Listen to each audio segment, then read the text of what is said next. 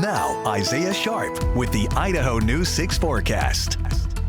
A nice cool night here in the Treasure Valley. A fairly clear day on top of that as well. We had really beautiful skies, tons of sunshine. It's feeling fairly chilly because of some of the wind that we're seeing. East-southeast winds set at about 15 miles per hour. We're going to continue to see that wind going into tomorrow, and it's in part because of quite the system hanging off the coastline.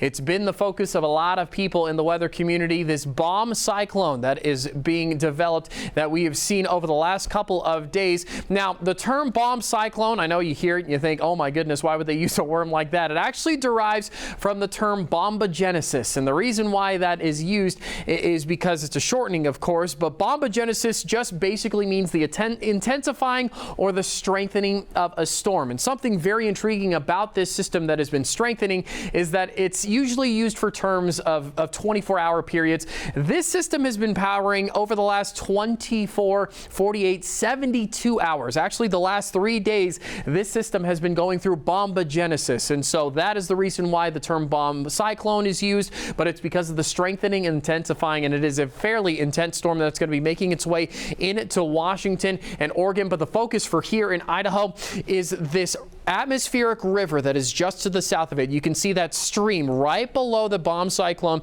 that is making its way into Oregon, making its way into northern California, and will be making its way into the Gem State, bringing in a decent bit of rain for Idaho. Take a look at some of the snowfall levels.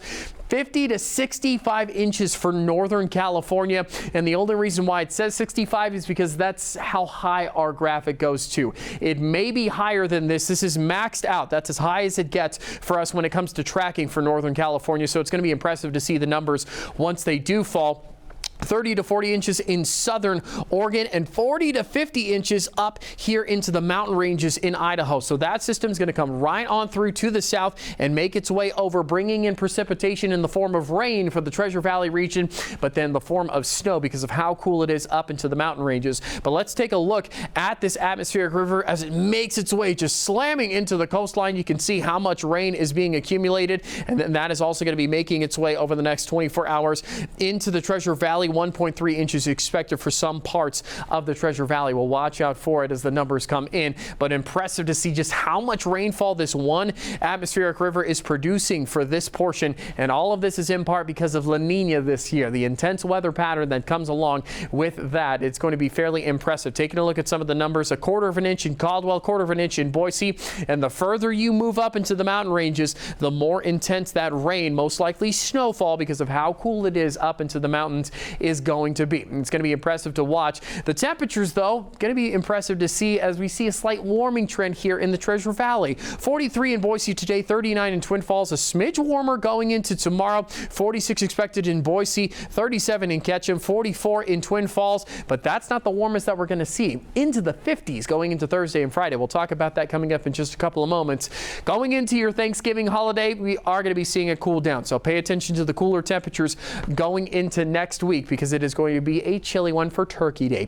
Taking a look at those temperatures going into tomorrow for the Treasure Valley, 40s across the board.